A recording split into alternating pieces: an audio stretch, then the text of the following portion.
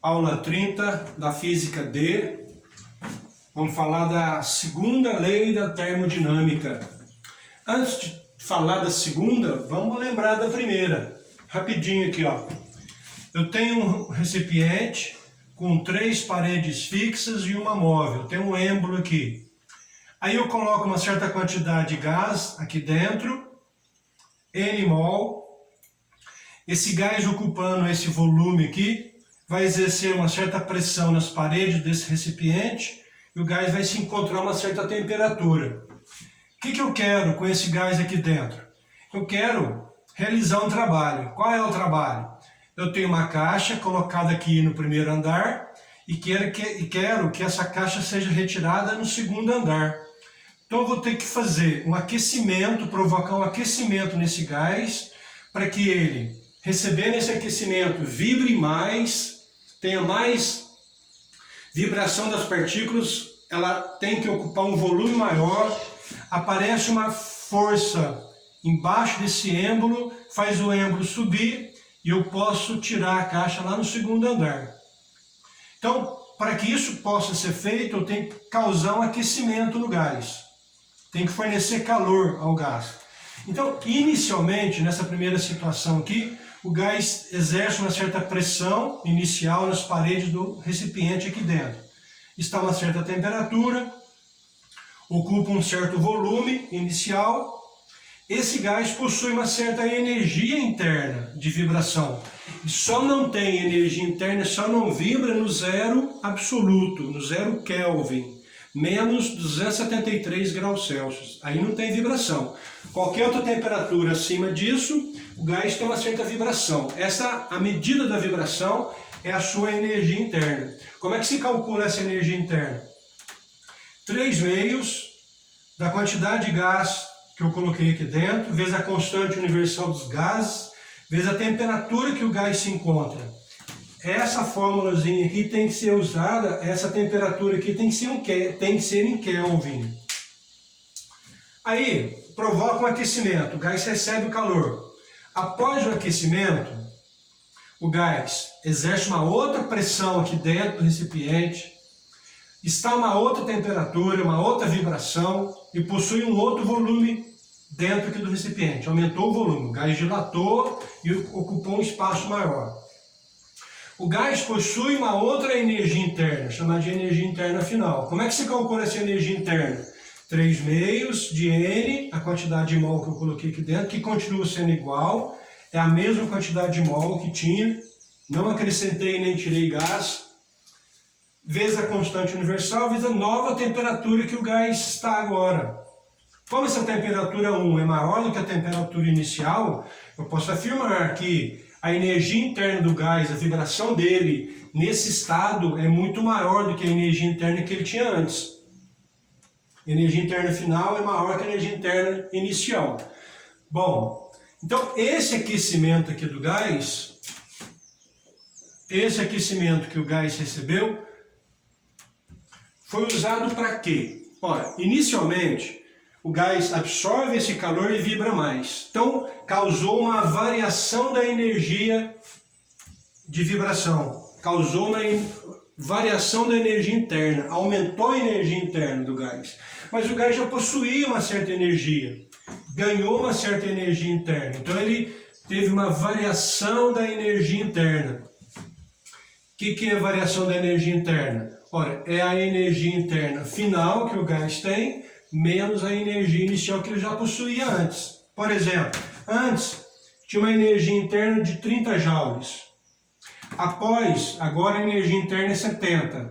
Então esse aquecimento foi responsável pelo acréscimo de 40 joules de energia. E por isso que é a variação da energia interna. A final menos a inicial. Além disso, realizou um certo trabalho, realizou uma certa tarefa, que é o trabalho realizado pelo gás. Como é que eu calculo esse trabalho? Ora, o trabalho é a pressão, caso a pressão tenha mantido constante, vezes a variação de volume que foi causado. Como teve aumento de volume, o gás realiza trabalho. Essa fórmula aqui eu uso quando essa pressão aqui for um valor constante.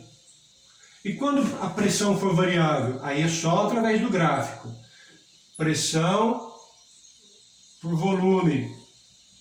Então, quando a pressão for variável, eu só sou capaz de calcular o trabalho pela área do gráfico. Então, por exemplo, está uma certa pressão inicial com certo volume inicial. Vamos dizer assim, ó, uma pressão inicial e um volume inicial. Aí, quando eu causo esse aquecimento, quando eu provoco aquecimento, aumenta o volume e aumenta a pressão. Então, a pressão também aumentou. Vai para uma pressão 1 e ocupa um volume 1. Como é que eu vou usar essa fórmula se essa pressão aqui é variável? Que valor que eu coloco aqui? Ou seja, eu não posso usar essa fórmula se tiver variação da pressão. É essa área do gráfico aqui que eu vou calcular. Essa área aqui, ela é numericamente igual ao trabalho provocado pelo gás. Certo? Essa é a primeira lei da termodinâmica. O calor que o gás recebe vai ser usado para quê? Causar variação da energia interna e realizar trabalho. Por exemplo, eu forneci 100 joules de calor ao gás. Desses 100 joules, 40 foi para provocar a variação da energia interna. Quanto de calor sobrou para realizar trabalho? 60. Forneci 100, 40 foi o aumento da energia interna, vai sobrar 60 joules para realizar trabalho. Bom, essa é a primeira lei.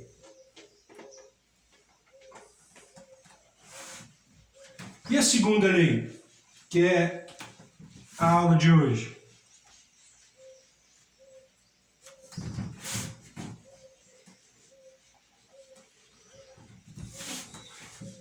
A ideia da segunda lei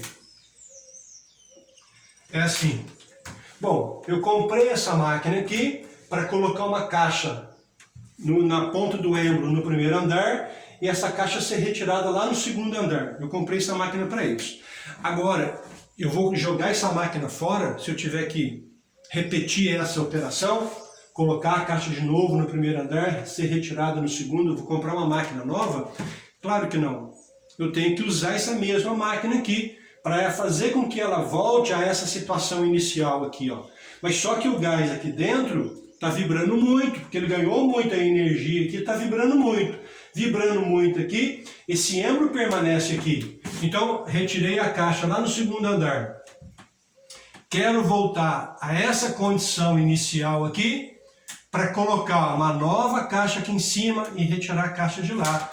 Mas só que para acontecer isso, eu vou ter que abaixar esse êmbolo.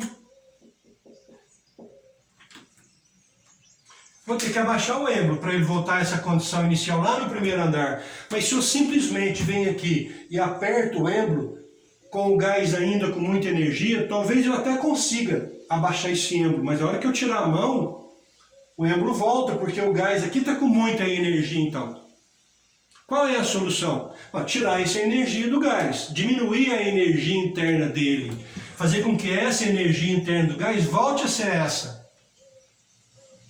Voltando a ser essa, o êmbolo naturalmente desce a essa condição aqui e eu coloco uma nova caixa para cá. Então aqui o gás possui uma energia interna que eu chamei de energia interna inicial, que é 3/2 de NR, a temperatura inicial. E aqui o gás possui uma energia interna final, que eu chamei de 3/2 de NR, temperatura 1. Então, qual é a solução? Diminuir a energia interna que o gás possui aqui, tirar esse acréscimo de energia que ele ganhou quando ele recebeu esse calor, para que o êmbolo naturalmente volte a essa condição inicial. A ideia da segunda lei é exatamente essa. Como é que eu vou tirar, como é que eu vou diminuir a vibração do gás aqui? Como é que eu posso diminuir isso? Para que ele volte a essa condição que ele tinha antes. Ora, se eu envolver essa minha máquina térmica aqui com uma camisa, com um envolto, onde eu possa colocar aqui uma coisa bem gelada, uma coisa bem fria, envolver essa minha máquina aqui com uma camisa que tenha, por exemplo, gelo ou nitrogênio líquido, uma coisa bem gelada. Por que gelado? Ora, se esse gás está com muita agitação aqui dentro, se eu colocar aqui do lado de fora, envolver aqui do lado de fora com uma coisa mais fria do que o gás não vai perder calor para o gelo aqui, por exemplo. Imagina que eu consiga colocar aqui dentro cubinhos de gelo. Dentro dessa camisa aqui tem cubinhos de gelo. Ora, o gás aqui dentro está com muita energia. O gás vai perder calor para o gelo. O gás perde calor. O gás perde calor. Por que eu quero que ele perca calor? Perde calor e volta às condições iniciais de vibração.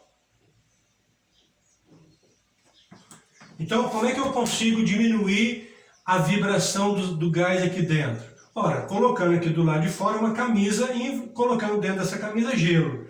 Aí a parte quente é o gás e onde está o gelo é a parte fria. Então o gás vai perder calor para essa parte fria.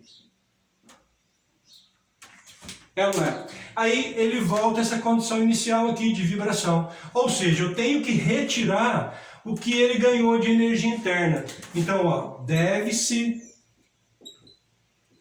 retirar o acréscimo de energia interna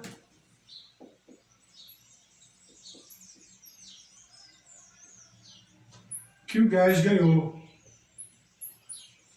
Que o gás ganhou ao receber calor Q da fonte térmica. Lembra aquele exemplo que eu dei, numérico que eu dei? Por exemplo, essa energia interna inicial é 30 joules. Ao receber calor, a energia interna passa para 70. Então, quanto de energia interna o gás recebeu por causa desse calor aqui? Ganhou 40. Ganhou 40, ficou vibrando mais e mantém esse volume aqui e o êmbolo lá em cima. Ora, para que esse êmbolo volte para essa condição inicial, ele vai ter que perder esses 40 de novo que ele ganhou, para voltar a ter 30. E ganhar 40 na próxima etapa, aumentar o volume, e aí vai, então, eu tenho que diminuir, perder 40 joules que ele ganhou. Ora, qual é a segunda lei, então? É usar essa máquina novamente, para que ela possa refazer esse trabalho aqui inúmeras vezes. Para isso, eu tenho que diminuir a energia interna do gás. Essa energia interna do gás vai sair que forma de energia para o gelo que está aqui dentro. Essa energia interna vai ser perdida para esse gelo que está aqui, essa parte mais gelada, na forma de calor. Vou diminuir a energia interna como?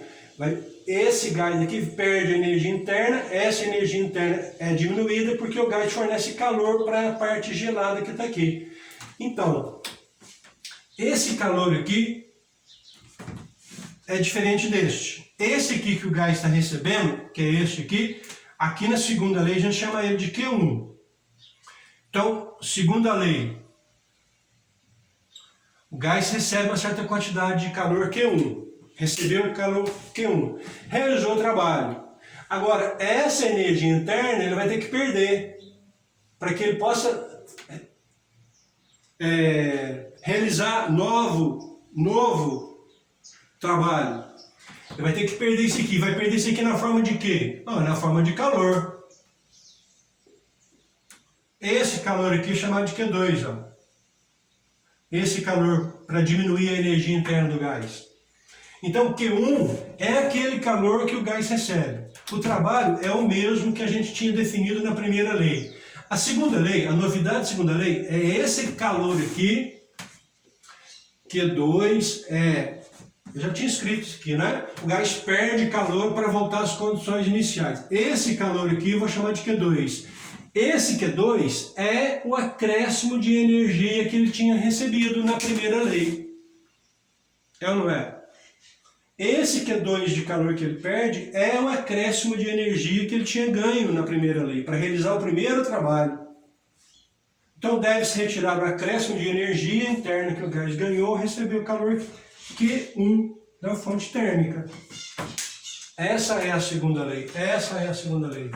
Calor recebido vai ser transformado em trabalho e o calor, a energia interna que o gás tinha ganho, ele tem que perder na forma de calor 2.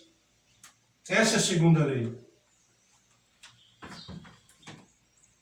Então aqui agora, na segunda lei, a energia interna que ele ganhou aqui não está muito me interessando mais, porque agora a máquina está repetindo essa operação várias vezes. Então, o que ele ganhou aqui de energia interna, ele vai perder na forma de calor. Então, a segunda lei, um dos enunciados da segunda lei diz assim: é possível uma máquina térmica realizar todo o trabalho... não, assim não. É possível uma máquina térmica, a partir desse calor ganho, realizar trabalho, a partir desse calor que ela recebeu, todo esse calor aqui ser transformado em trabalho? É possível uma máquina térmica transformar todo o calor recebido em trabalho? Claro que não. Por quê? Ora, porque uma parte do calor, uma parte desse calor aqui vai servir para aumentar a energia interna do gás. Sem esse aumento de energia interna, eu não consigo realizar trabalho. E depois eu tenho que retirar esse calor de novo. Então, parte desse calor aqui, necessariamente, vai ser acrescentado e depois retirado, para que essa máquina possa realizar esse trabalho várias vezes. Então, um dos enunciados. É impossível, um dos enunciados da segunda lei da termodinâmica. É impossível uma máquina térmica aproveitar todo esse calor ganho aqui para realizar trabalho. Porque uma parte desse calor, necessariamente, tem que aquecer o gás, aumentar a energia interna do gás. E depois eu tenho que retirar esse calor ainda. Vou fazer um diagrama de blocos da segunda lei. Diagrama de blocos, que é assim. Comprei uma máquina térmica. Comprei uma máquina térmica. Para que eu comprei uma máquina térmica? Olha, eu comprei essa máquina térmica para ela realizar um certo trabalho para mim. Comprei uma máquina térmica para ela realizar um certo trabalho para mim, dependendo da função que eu tenho. Para ela realizar esse trabalho, o que eu vou ter que fornecer para essa máquina? Calor. Então eu tenho que ter uma fonte térmica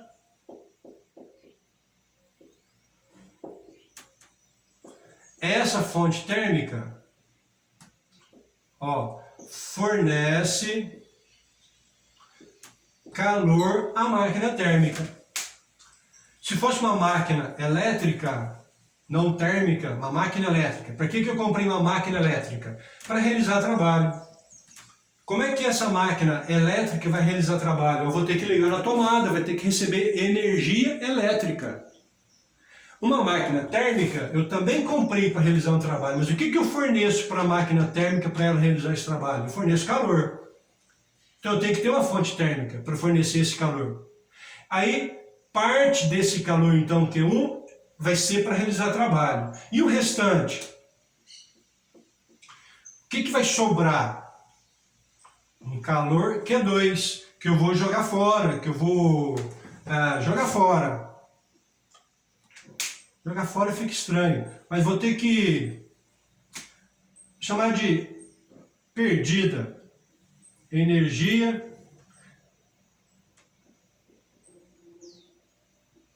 chamar de energia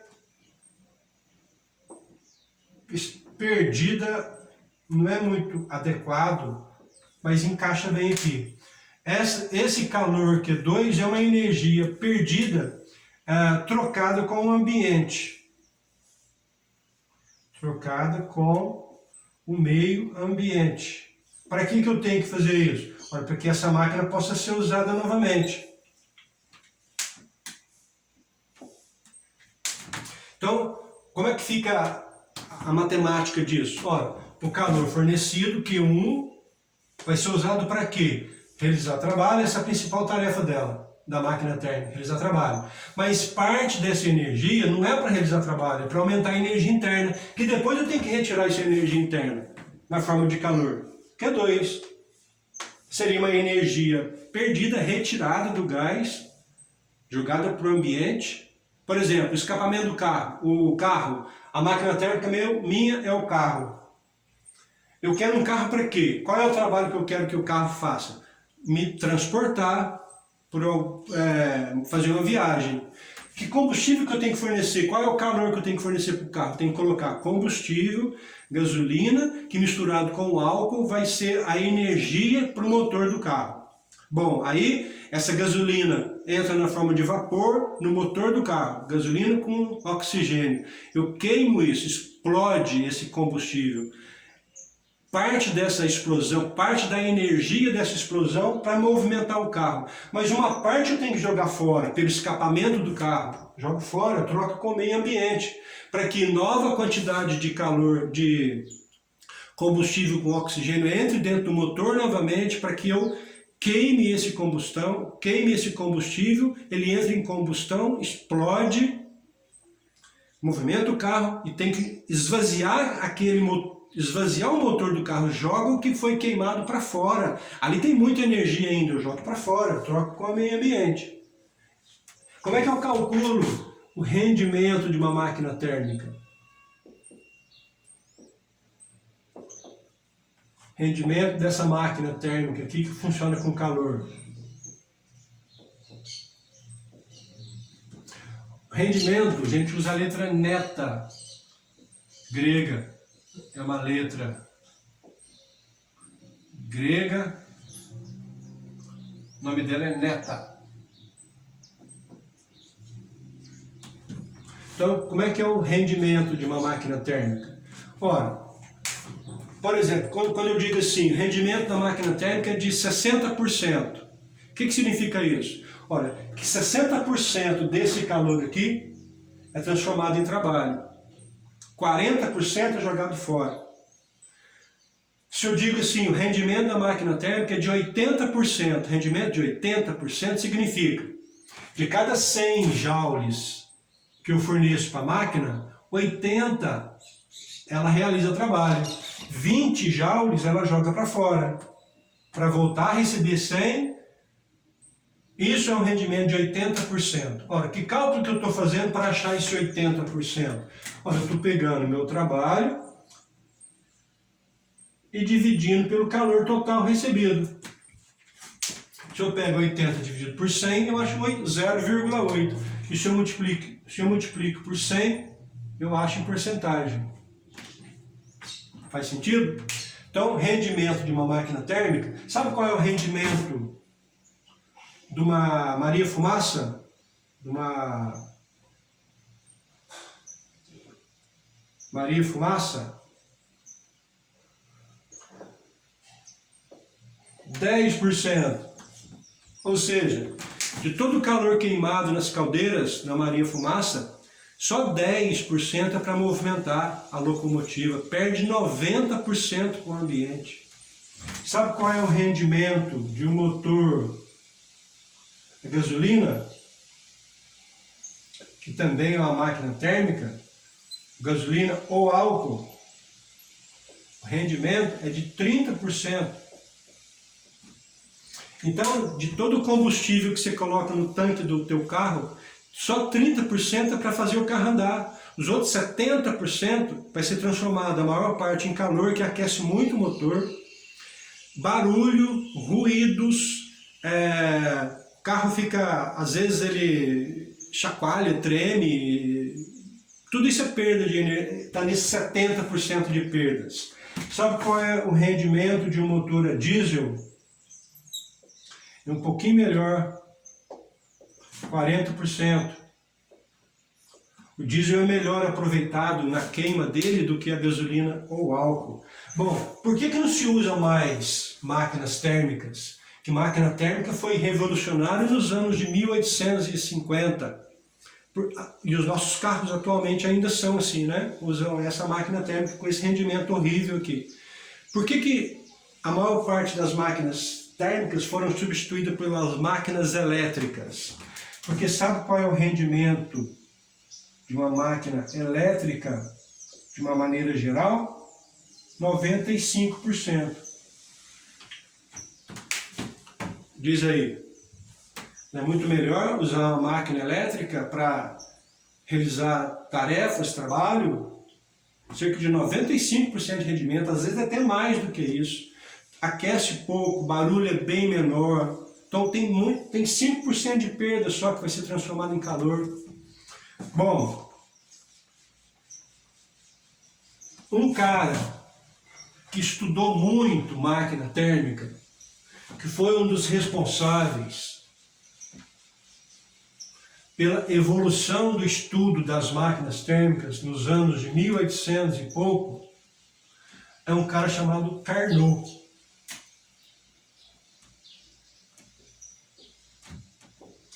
Carnot foi um estudioso, cientista que na sua época foi muito revolucionário. E as ideias dele, se alguém hoje em dia quer construir uma máquina térmica, tem que estudar Carnot para saber o que ele fez, qual foi o pensamento dele para fazer a melhor máquina térmica possível.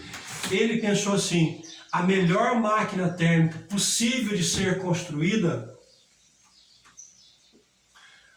vou fazer um gráfico aqui, pressão por volume. A melhor máquina térmica capaz de ser construída, ela tem que possuir duas isotérmicas. Isso aqui são isotérmicas. O que são isotérmicas? Isotérmicas são linhas que possuem a mesma temperatura. Então tem duas isotérmicas. Essa isotérmica aqui é a temperatura da fonte quente. Temperatura da minha fonte que vai fornecer calor. E essa isotérmica aqui é a temperatura da fonte fria. O que seria a fonte quente? A fonte quente aqui, fonte que ele chama de quente, é a fonte que fornece Q1. É a minha fonte térmica que fornece calor Q1. O que seria a temperatura da fonte fria? Fonte fria é onde o Q2 vai ser despejado, é onde o Q2 vai ser mandado embora, vai perder Q2 para a fonte fria. Além disso, bom, a melhor máquina térmica possível de ser construída tem que trabalhar num ciclo de 4 etapas.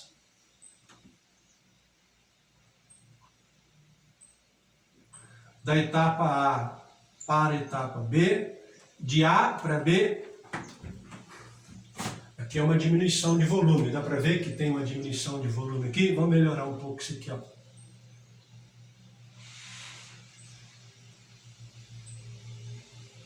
Ó, de A para B é uma transformação adiabática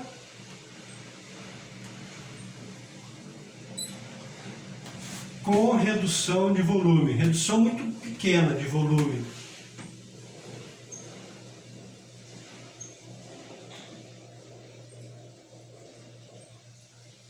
O que é uma transformação adiabática? O que é o adiabático? Calor recebido é zero, não troca calor com o meio ambiente. Aí depois de B para C, aqui sim tem realização de trabalho, aumenta o volume, olha lá.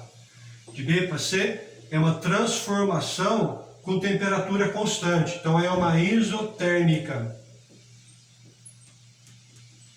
E essa temperatura aqui é a temperatura da fonte quente que está fornecendo calor para a máquina. E aqui o volume aumenta. É nessa etapa aqui que realiza trabalho. O trabalho precisa de aumento de volume. É nessa etapa aqui. Está vendo que o volume era B e passou para um volume C? Aí tem uma terceira etapa aqui, ó, de C para D. É uma outra transformação adiabática. Adiabática, ou seja, nessa etapa não tem troca de calor com o meio. Nessa quarta transformação há um pequeno aumento de volume. Vamos fazer assim, ó, para ficar mais claro que tem um aumento de volume. Nessa etapa aqui tem um aumento de volume. E para voltar e fechar o ciclo, de D para A. Que transformação é essa? Novamente a temperatura é constante. É uma isotérmica. Aqui tem uma redução grande de volume.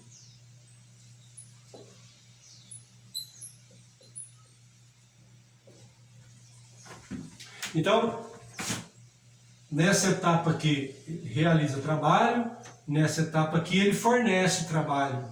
Nessa etapa aqui que tem a grande produção de trabalho. Então, para o Carnot, isso em 1824, ele teve esse estudo dele e foi constatado, e até hoje é constatado, que se alguém quer construir uma máquina térmica, a melhor máquina térmica possível de ser construída tem que ter essas quatro, o gás dentro da máquina térmica tem que passar por essas quatro etapas.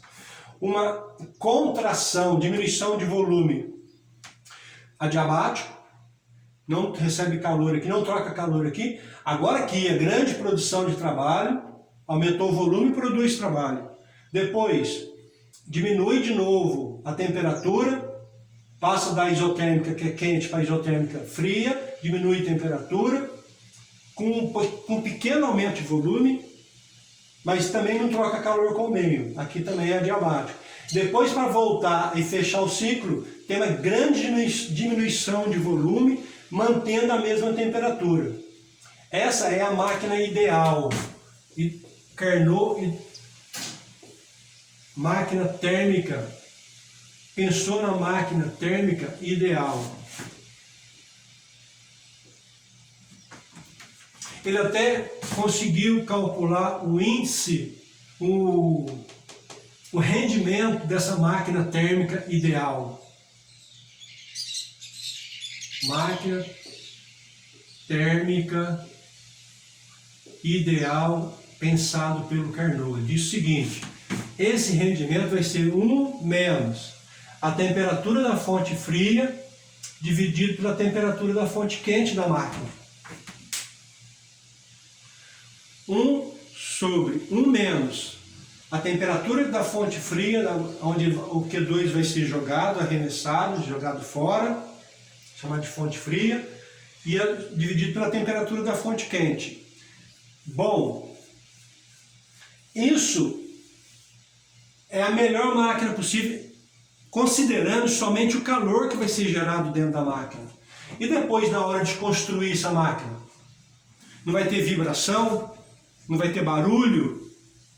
Então, na hora de construir a máquina, o rendimento real da máquina térmica sempre vai ser menor que o rendimento ideal pensado pelo Carnot. Deixa eu colocar isso aqui, ó. Vou apagar isso aqui, ó.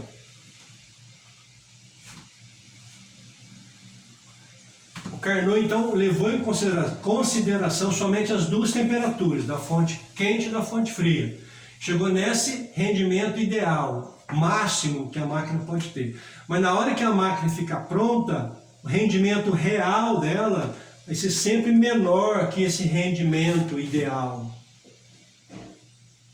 Por quê? Ora, porque esse rendimento ideal, o Carnot pensou só no calor que seria gerado quando a máquina estivesse funcionando, só o calor. Mas na hora que ela fica pronta, ela gera barulho, que não tem jeito de calcular isso antes, na hora que está na fase de projeto. Só depois que fica pronto, vai depender se o parafuso ficou muito bem apertado, se não ficou bem apertado, se tem muito parafuso, se não tem, se é solda. E vibração, a mesma coisa, a vibração só vai sentir a vibração depois que a máquina fica pronta. Então na hora que a máquina fica pronta, que é aquele rendimento que a gente calcula, trabalho por Q1, esse aqui é o rendimento real, ó. Vai ser sempre menor que esse rendimento ideal aqui, ó, 1 menos temperatura da fonte fria pela temperatura da fonte quente. Sempre vai ser menor. Porque aqui está considerando tudo, ó, todas as perdas, vibração, um monte de outras coisas. Bom, só falta aqui agora fazer um estudo dessa fórmula do Carnot. Então o Carnot pensou assim, né? O rendimento da máquina, o rendimento ideal de uma máquina térmica é 1 menos. Ah, lembrando que essas duas temperaturas aqui tem que estar em Kelvin. Vai mexer com Celsius aqui não, que dá zebra. Isso aqui é Kelvin. Temperatura aqui tem que estar em Kelvin. É 1 menos a temperatura da fonte fria pela temperatura da fonte quente. Como é que eu posso melhorar esse rendimento? Como é que eu posso aumentar o rendimento? Ora, só pegando esse termo daqui, diminuindo. Aí vai ficar cada vez mais perto de 100%. Se isso aqui for zero, se eu diminuir muito isso aqui para ficar próximo de zero, o rendimento passa a ser perto de 100%. Como é que eu consigo fazer com que TF, a temperatura fria pela temperatura da fonte quente, fique próximo de zero? Como é que eu consigo fazer isso? Ora, se a temperatura da fonte fria estiver perto do zero Kelvin, eu vou aumentar muito o rendimento da minha máquina. Só que temperatura próximo do zero Kelvin, uma máquina caríssima, muito cara de se obter, porque é difícil chegar no zero Kelvin, muito complicado, muito caro. Uma geladeira dentro de casa chega no menos 10 graus, se for uma geladeira boa. O freezer chega nos menos 20, mas quanto mais baixa, quanto menor a temperatura, mais caro vai ficar na tua máquina. Outra possibilidade, a minha temperatura da fonte quente, para chegar perto de zero, eu tenho que diminuir o meu numerador e tenho que aumentar o denominador. Quanto maior o denominador, mais próximo da divisão vai ser zero. Então eu tenho que aumentar a temperatura da fonte quente. Por exemplo, 5.000 graus Celsius, quanto maior em Kelvin, quanto maior a temperatura, melhor vai ser o rendimento. Só que tem o seguinte, tem a temperatura de fusão do bloco do motor. O motor é feito de material, feito de alumínio, é feito de ferro, tem um material que é feito o motor. E tem um ponto de fusão, então eu não posso aquecer muito o motor, senão vai derreter o motor. Então tem um limite para a temperatura quente. Então eu tenho que fazer um estudo econômico e técnico ao mesmo tempo. Melhorar o máximo que eu posso o rendimento da máquina, mas ao mesmo tempo não pode ficar uma máquina muito cara, senão ninguém vende, ninguém fabrica esse tipo de máquina muito cara. Então é estudo técnico envolvendo técnico e econômico. Os dois estudos para fazer qual é o melhor material que eu posso construir meu motor, que o rendimento fica um valor razoável e a máquina não fica tão cara. Então esse é o estudo que se faz para as máquinas térmicas, para melhorar o rendimento da máquina térmica, sem que a máquina fique muito cara. Falou?